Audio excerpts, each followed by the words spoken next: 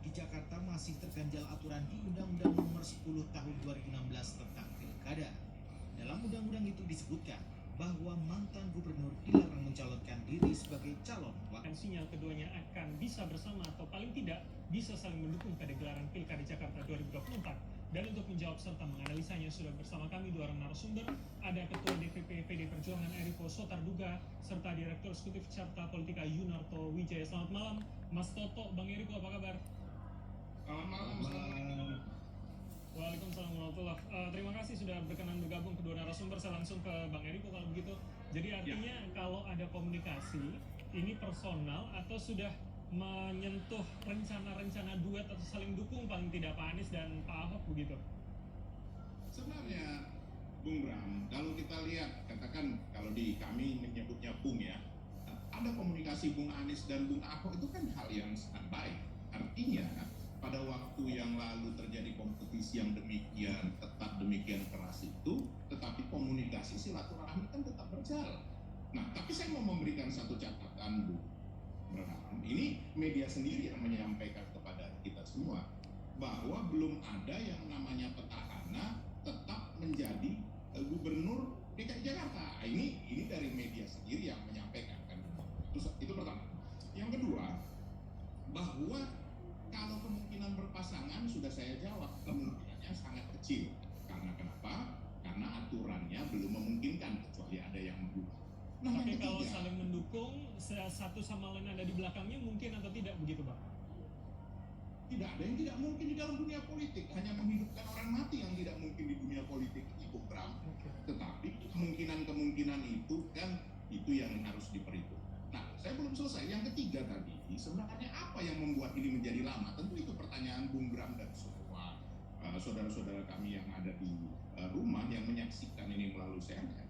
Itu tidak satu partai pun bisa mencalonkan dengan sendirinya, termasuk PDI Perjuangan, termasuk PKS, termasuk PKB, termasuk Nasdem.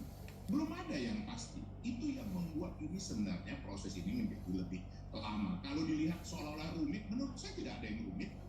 Pengkerucutannya sudah ada, saya sudah sampaikan bahwa tinggal 5 nama. Ada Bung Ahok, ada Bung Anies, ada Bu Risma, ada Mas Jarod, ada Mas Andika. Hanya Mas Andika, Bu Risma itu disebutkan juga di Jawa Timur dan di Jawa Tengah seperti itu. Oke, tapi kalau nama Pak Ahok paling tidak dalam dua, artinya cukup besar yang membuat ya harusnya PDP PD dong ya mengusung bisa ada poros tersendiri begitu, Bang? Dengan siapa? Nah, itu sekarang pertanyaannya. Nah, saya sudah menawarkan berulang-ulang di media dan itu disambut dengan PKB. Tadi saya pun dengan fraksi dari PKB berkomunikasi untuk salah satu daerah di Kalimantan untuk kita bisa saling mensupport karena kami di situ cuma ada satu kursi, PKB ada mendominasi, saling bahu-membahu. Nah, saya sudah menawarkan dan ini disambut dengan baik supaya kita berbicara tidak hanya Jakarta, kita bicara Jawa Timur, bicara Jakarta, bicara Jawa Tengah, why not? Atau bahkan bicara Jawa Barat. Tetapi yang ketiga ini adalah sesuatu hal yang sangat fair dan sangat dinamis. Bayangkan di Jawa Timur kami sama PKB itu selalu bergantian. Periode lalu kami yang periode ini PKB yang mundur. Nah, begitu juga di Jakarta. Ini kan bisa juga dikaitkan kita bisa bersama-sama. Dan kalau kami bergabung dengan PKB itu bisa mencalonkan. Seperti itu, Bung Bram. Dan itu kemudian calonnya adalah Pak Ahok dari PDP. Ketika nanti sudah mendapatkan rekan berkoalisi begitu, Bang Eriko. Simpel saja, ini kan harus dibicarakan. Saya sudah sampaikan dari awal tadi, tidak bisa hanya PDI Perjuangan yang mencalonkan. Itu sudah saya sampaikan. Kita ada 15 kursi, masih kurang 7 kursi lagi. PKB persis betul ada 8 kursi. Nah, itu sekali kalau ini bersama-sama dan memang sebaiknya kontestasi di Jakarta ini juga ada. Saya rasa Mas Toto juga setuju, Bung Anies setuju, Bung Ahok setuju. Ya jangan satu pasangan calon, kan itu paling tidak 2 atau 3. Baik, oke, saya ke Mas Toto terlebih dahulu kalau begitu. Jadi seberapa mungkin kalau dikatakan komunikasi intens, personal keduanya ini bisa saling membersamai? Kalau tidak bisa bersama berpasangan ya minimal saling dukung gitu, Mas Toto. Bagaimana analisa Anda, Mas? Kalau berduet, kalau Bang Eriko mengatakan peluangnya sangat kecil 0,0, menurut saya 0%. Kenapa? Bang Eriko lupa satu faktor. Secara legal mungkin saja digugat di MK, tapi yang Bang Eriko lupa Anies dan Ahok ini dua-duanya bukan anak presiden, jadi berat untuk menang gitu kira-kira. Itu yang pertama. Yang kedua, kalau terkait dengan dukungan, saya dari awal selalu mengatakan kenapa?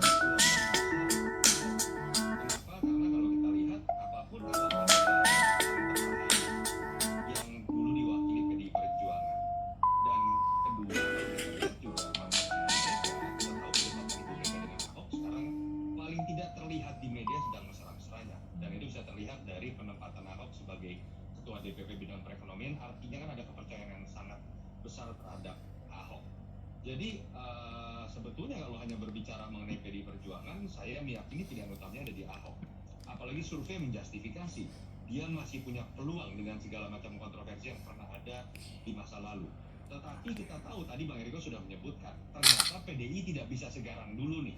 Ternyata perolehan kursinya jauh lebih rendah dan mengindikasikan harus ada partai pendukung lain. Dan saya harus mengatakan dengan jujur juga, tidak mudah mencari partai pendukung lain yang mau mendukung orang yang karakter seperti Ahok. Apalagi sekarang dalam posisi Ahok dianggap berseberangan dengan pemerintahan yang berkuasa, baik itu Pak Jokowi ataupun dalam konteks Prabowo. Kalau PKB seberapa mungkin Mas Toto kemudian kalau sudah di-mention ini yang saya ingin masukkan dalam poin terakhir saya. DKI ini menjadi terlihat rumit karena memang seakan-akan DKI ini tidak ditempatkan sebagai pilkada sebuah daerah saja. Ini sepertinya ditempatkan oleh beberapa partai atau pihak tertentu atau tokoh tertentu sebagai turunan dari konstelasi politik nasional.